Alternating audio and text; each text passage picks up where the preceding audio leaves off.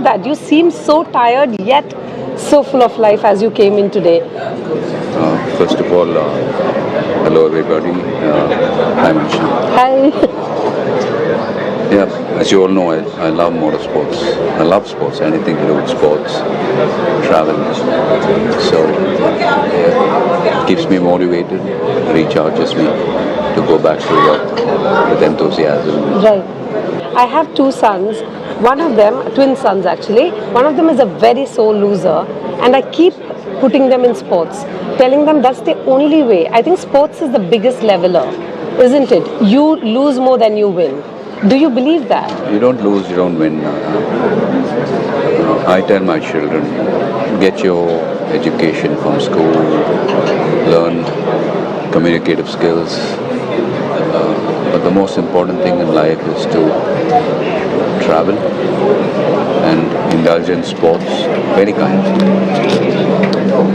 When you travel, you meet people from different walks of life, religion, experience different cultures.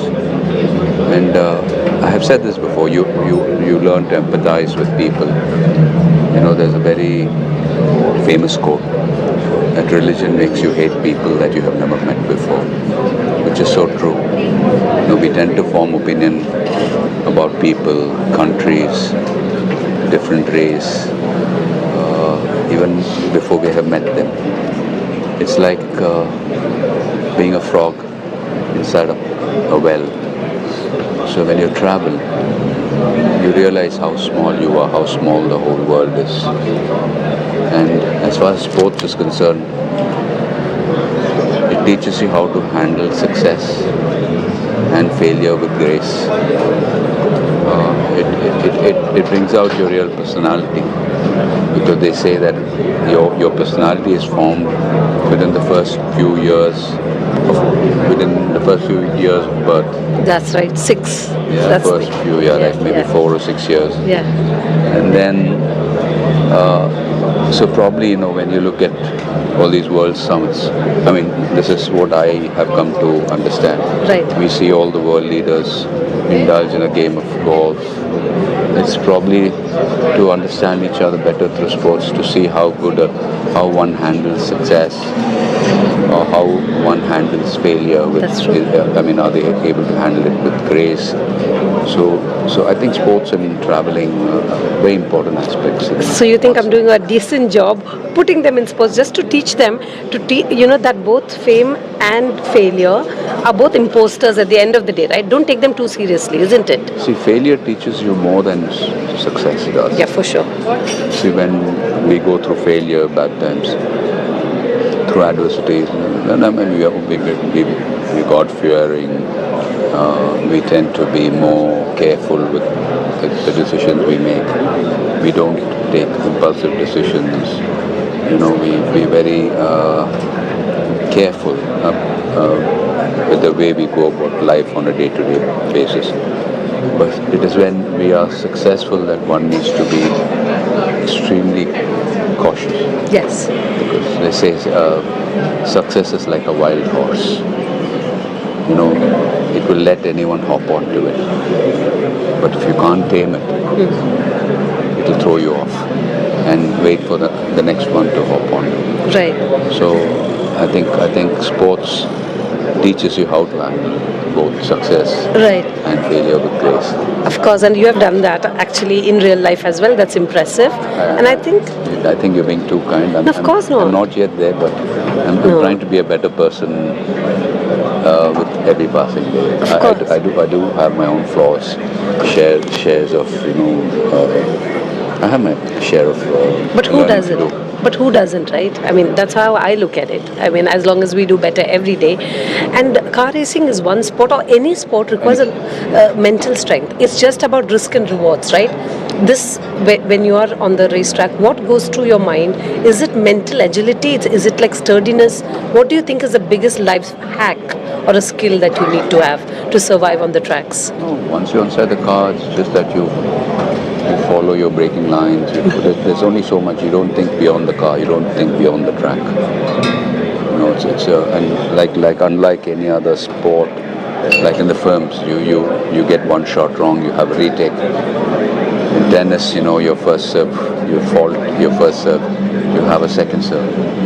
In racing, there are no retakes. One brief moment of distraction. That's true. One mistake can maim you for life, can kill you. So yeah, you need to be on it all the time. Do you practice, like, how do you get that kind of discipline? Because consistency is key for anything, but when it comes to racing, what do you think? Is it just like, do you need that space every day, or Make do you sure you train hire the right people. around you? Not just racing, any it could be a business venture, any sport. You make sure you have the right kind of people. You have a coach, a driver coach, trainer, a spiritual person. You put a team together who guide you, who prepare you for what's up ahead, the challenges up ahead. You get one. There is a protocol that needs to be followed. So I tell people, if you choose to do something, do it properly. Yes. Don't do it half-baked. You follow a protocol, follow a strategy. Winning, you can win, but you constantly need to keep your game up. For that, you need a lot of support from people, from family. Now, I can't be doing all this if I didn't have the support, love and support of Shalini and my children and my siblings, my parents. You understand? Of course. So it's very important that you let them know, let your loved ones know as to how badly you wish to pursue something, and seek their help as well. Right. It's when you are on the racing tracks, your adrenaline is pumped up. But the people who are watching you, your loved ones, I'm sure their heart is in their mouth as well. How do you tell them, like, I've got this under control? Like, do you need to you have a conversation with racing, them? Let me be specific, like racing. Everything is, be it your cars, everything. You have two kinds of risks, right? Like you have calculated risks and you have risks that you take.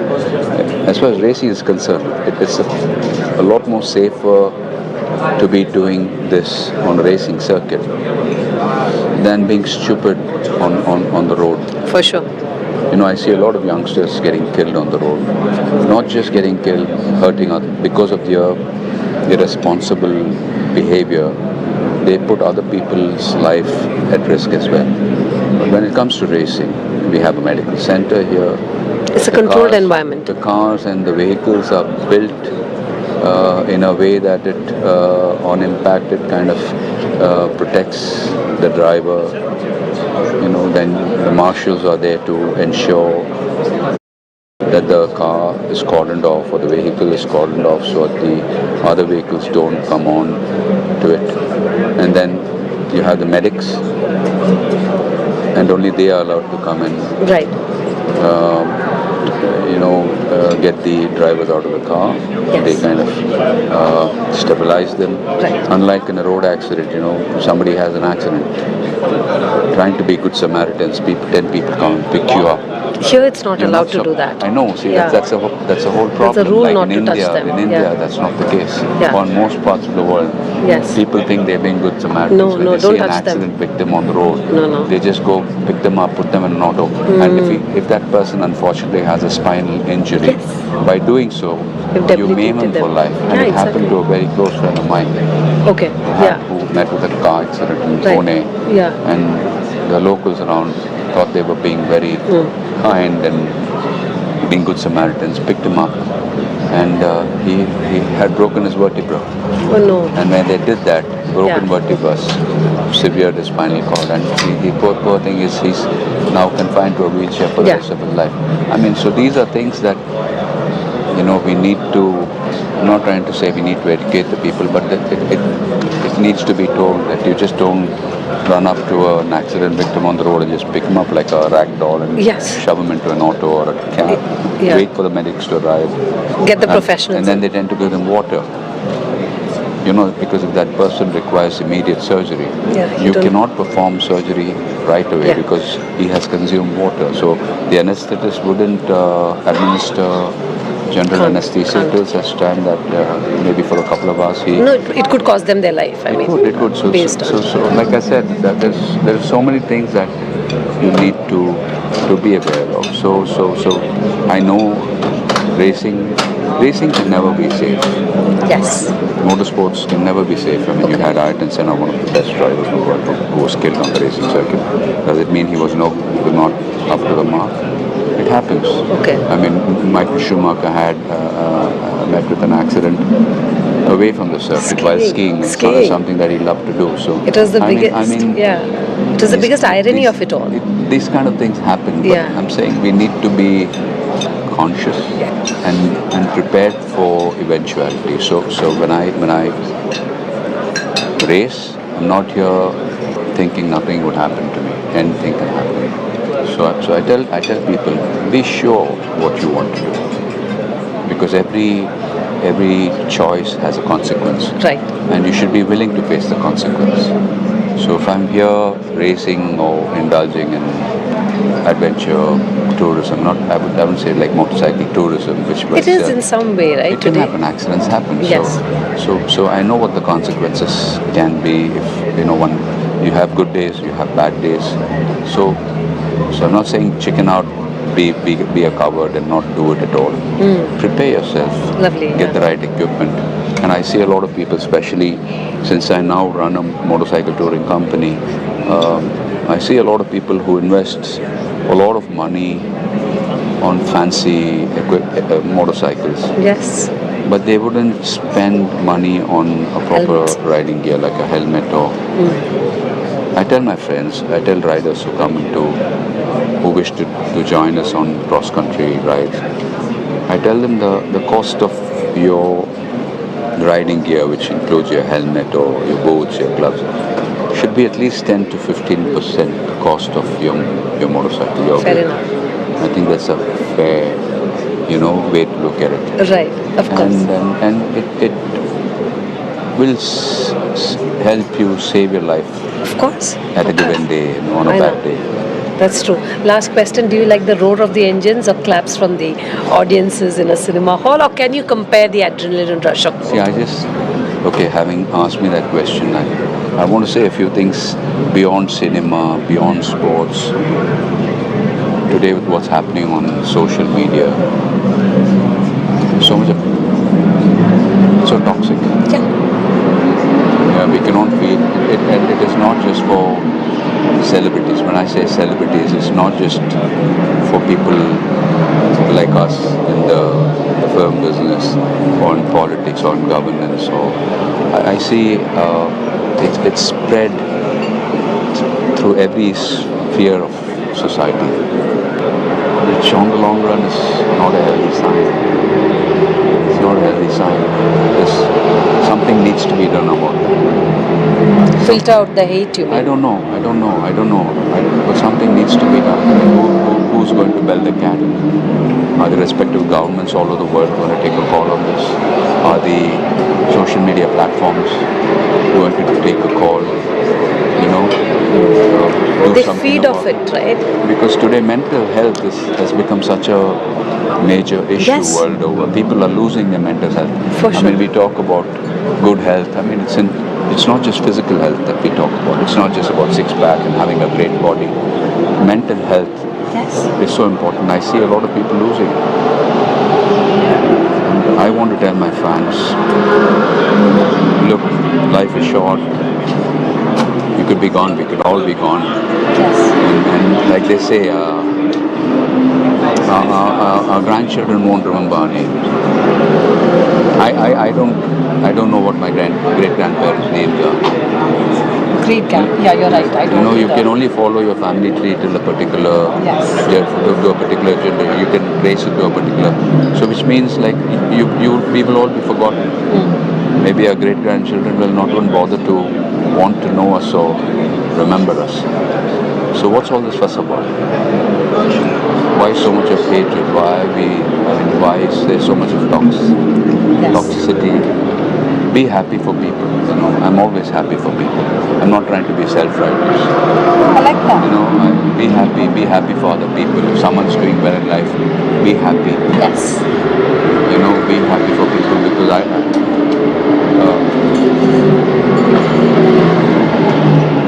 I see people, extremely talented people, who don't get very well educated people. They have everything going for them, but somewhere they fall short in life. They don't get to where they need to be. Just saying, in Tamil there's a saying called Ennam Pol Varke. Ennam Pol Varke means what you think is what you are or how your life is. Okay. So if you have good thoughts, Yep. so will your life be. Your life will be beautiful. You breed negative thoughts back. So will your life will be just the way you think. Right. And then there's another question of being ambitious. At what cost? No, sometimes people, when I tell people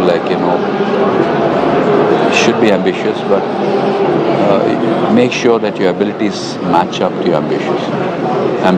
Yeah, for sure. Or try to develop your skills to match your ambitions. And there are some people who are extremely talented, phenomenally talented, but not ambitious at all. I think there needs to be a balance between the two. No, I'm sorry if I've come across as someone who's trying to preach, but I think No. I pray to the Almighty that all this hatred, all this, it comes to an end. Vitriol. I think Just it's going. pure venom. I think one fine day things will blow out of proportion, where it is going to affect every single individual in this world. So media. I mean, you're from the media house. Yeah. Yes.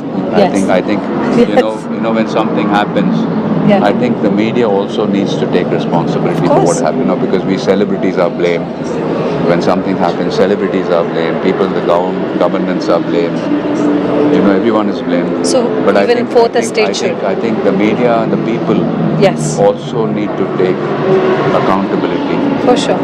I'm with you. in making sure that the world is a better place to live in. Of course. I mean, the least we can do is don't trespass other people's space, be territorial, don't trespass, work hard, play hard. Don't bother about what the other person is doing. Yes. I mean, how is it going to help you? Focus on your life. I tell my fans, watch films, everything is fine. But Ajit Varga, Vijay Varga, Ninga po vaada poring. When are you going to do it? I think that was a lovely thing you told I'm fans. very grateful to the love that you have all given me. But please look after your life. I love that. I'd be a very happy man when I get to know that my fans are also doing very well in life. Excellent. And when they're nice and kind to my peers, my co-stars, and they have nice things to say, nice words to say. Of course. Again, life is very short. Our great-grandchildren are not going to remember us. So just keep this in mind. Live for the day. Yes. Don't look at the past. Don't look at the past and worry about what could have been. Don't look ahead and worry about would this happen. Live for this moment. Live for now, because one day we will all die.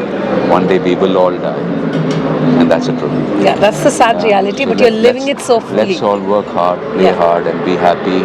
Stay healthy, not just physically, Mentally. mentally. Love you all.